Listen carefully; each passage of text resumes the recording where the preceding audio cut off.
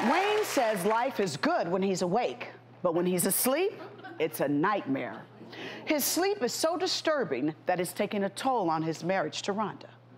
These two sleep in different rooms, barely touch one another, and sex is non-existent.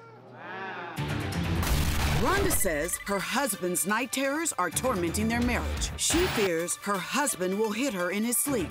But ever since she made him sleep in another room, the affection stopped too. Now, Rhonda feels underappreciated and ignored. Meanwhile, Wayne says his night terrors are out of his control and his wife is overly critical. He feels disconnected from Rhonda, and when he tries to be intimate with her, she kicks him out of the bedroom. Will this couple's sleep divorce destroy their marriage, or are they both ready for a wake-up call? Rhonda, tell us how bad are your husband's episodes while he's sleeping? It's so terrible that when we first got married, it was like he was climbing on top of the headboard of the bed, climbing up the wall, trying to get away from a dog that he was dreaming about. It's not nightmares, it's night terrors. Right. And it's awful. He's even knocked down a china cabinet because he fell asleep in the living room.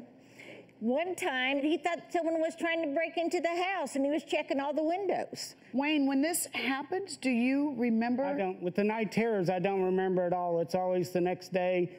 Rhonda says, well, you did this last night, or we stay at her mom's, and her sister get up and say, well, you were really wild last night, and I don't remember any of it. It's like, wow. That's the difference in a night terror and a night. First thing I thought when I heard this story and I was reading the stuff on the story, I thought to myself, were you in the service? Were you in a war?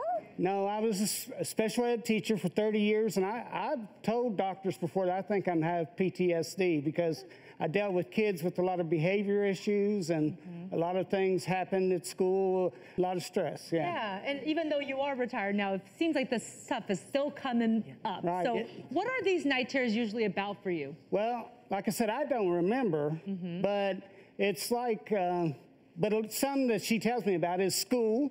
About 50% of them, I'm correcting. You're yelling out things about Yelling school. things at the kids. Somebody's done something wrong. One time I had a dream and the house was shaking. I thought, oh, we're having an earthquake. And so I'm up telling her we're having an earthquake. She says, Wayne, it's nothing shaking, nothing shaking. But she couldn't convince me because in my mind, the house was shaking. So did you have these as a child? Yes, I've had them my whole life, my family. I have 5 sisters and 3 brothers, almost every one of them. So we can't really blame it on work. No. Have you done anything to try to remedy the situation? Well, I've gone to my family doctor. I mean, I've had sleep doctors for 30 years. Wow. And they always want to treat my sleep apnea, which I have sleep apnea. I quit breathing about 6 times an hour or something like that. Do you have a CPAP? I have a CPAP. Okay. What the CPAP does, and it goes over my head and blows air in there, and Now, isn't I've that got to hold that on all night, so. But Isn't that romantic? Turn off for you, Wayne, wearing his sleep It's mask? like sleeping with Darth Vader. yeah.